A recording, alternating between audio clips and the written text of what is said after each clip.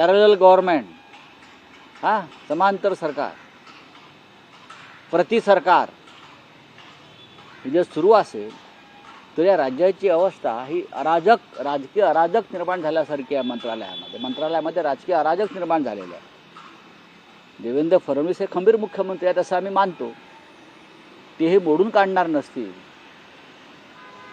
तर हे राज्य हे अराजकाच्या खाईत ढकललं जाईल.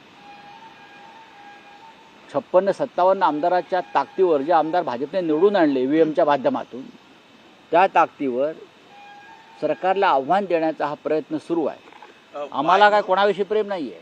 मात्र शिंदे म्हणतात आमच्यात कुठलाही कोल्डवार नसून सर्व थंडा कूल असल्याचं म्हणतात. फडणवीस असतील त्या गृह मंत्रालयाकडून त्यांच्या सुरक्षा व्यवस्था देखील कमी केलेल्या आहेत. मंत्री असतील, आमदार असतील किंवा पक्ष वाय दर्जाची जी सुरक्षा दिली होती आमदारांना, मला वाय झेड वगैरे का माहिती नाही, पण त्यांनी या राज्यामध्ये वायझेड करून टाकलेली आहे.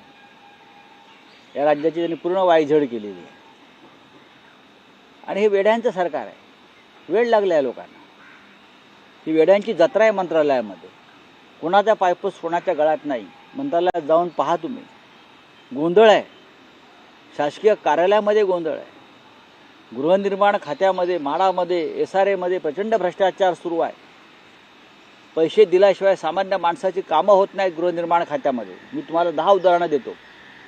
कारण प्रत्येक अधिकाऱ्याची नेमणूक SRA आणि म्हाडामधली ही थेट संबंधित मंत्र्यांना रोकडे पैसे मोजून त्या नेमणुका केल्यामुळे हे अधिकारीसुद्धा लहान लहान कामामध्ये रोज कोट्यवधी रुपयाचा गल्ला जमा करतात आणि संबंधित मंत्र्याला त्या चरणी